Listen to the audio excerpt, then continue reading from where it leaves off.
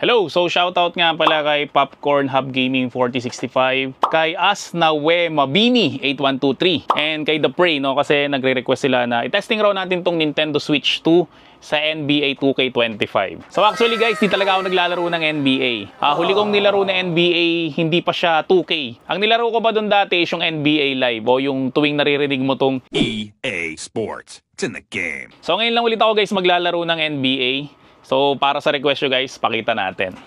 So, Nintendo Switch. Kita ko lang sa TV. So, yung TV ko guys is 4K quality. So, sa mga nagtatanong kung pwede ba yung controller nyo sa Switch 1, pwede rin siya guys sa Switch 2. No? So, testingin na natin.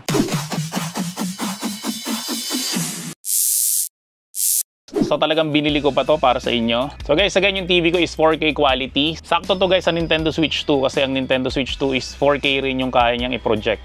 So tulad na sinabi ko guys, ang uli kong nilaro na NBA is NBA Live pa. Testing muna natin, no? Rookie muna tayo. So syempre dahil batang 90s ako, hanapin ko yung Chicago Bulls. Naalala ko dati sa NBA Live hindi mo malalaro si Michael Jordan. So dati mayroong player in Chicago Bulls na hindi siya sa Michael Jordan, pero kamukha siya ng Michael Jordan kasi kalbo siya. Thanks for tuning in to 2K Sports. This NBA presentation. Brian Anderson here. Tapos sa 2K mo lang guys malalaro si Michael Jordan. Alam ko 2015 yata siya una na naging cover ng NBA 2K. Okay, teka lang ha. They got Derrick Rose. Gilmore in at the pivot spot. So, pasensya na guys ha, mangangapa muna tayo sa una. Okay, so B pasa. Okay, ayun. Kuha yung tira. Steal.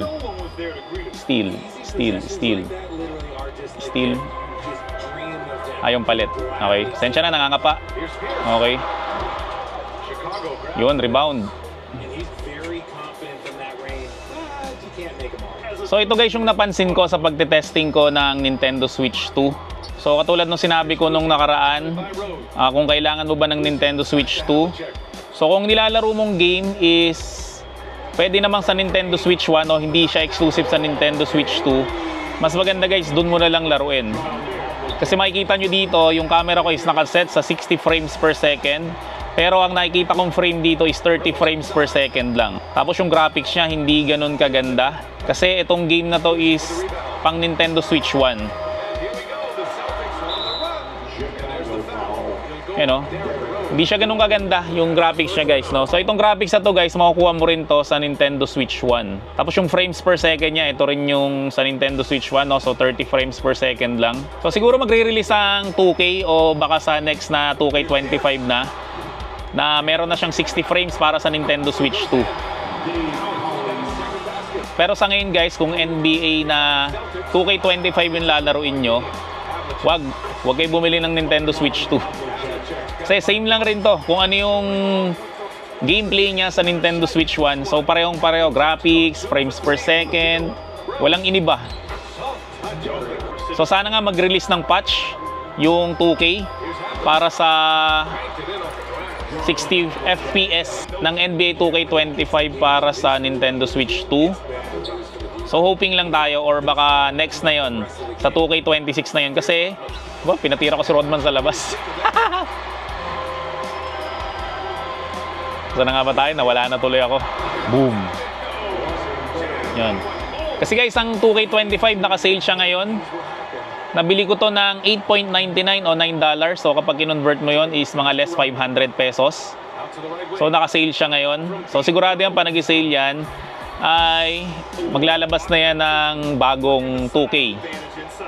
Yan, so salamat sa mga nag-request na to at salamat sa nanood ng aking vlog about sa unboxing and syempre first place nung Nintendo Switch 2. Grabe, ang galing pa rin ni Rodman, no? Sa lahat ng NBA player guys, ang pinaka-favorite ko is Rodman. Kaya siguro ang favorite na anime ko rin is Slam Dunk. Kasi sa mga player, ang favorite ko is rebounder. Hindi yung scorer, no? So, favorite ko talaga si Rodman. Noong 90s, nangongolekta ako ng NBA cards. Tapos ang kinokolekta ko noon is si Dennis Rodman talaga. Yan nga ako madalas nakikipag-trade nun sa Ever.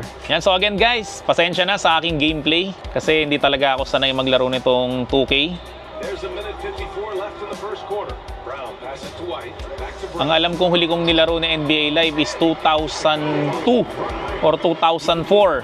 So 20 years mahigit na. Yung graphics niya guys, kung i-compare nyo sa PS5 or sa Xbox, walang panama to. Parang lumang game yung nilalaro mo. So again, kung 2K25 lang lalaruin mo, Switch OLED na lang. Switch OLED na lang yung bilin mo. Huwag ka nang bumili ng Nintendo Switch 2 kasi wala, same performance lang rin yung makukuha mo. And yung ibang game rin na tinay ko, talagang same performance lang rin siya. 30 FPS pa rin. Assassin's Creed, tinry ko. Yung Darksiders na tinry ko rin siya. So pare-pareho silang 30 frames per second.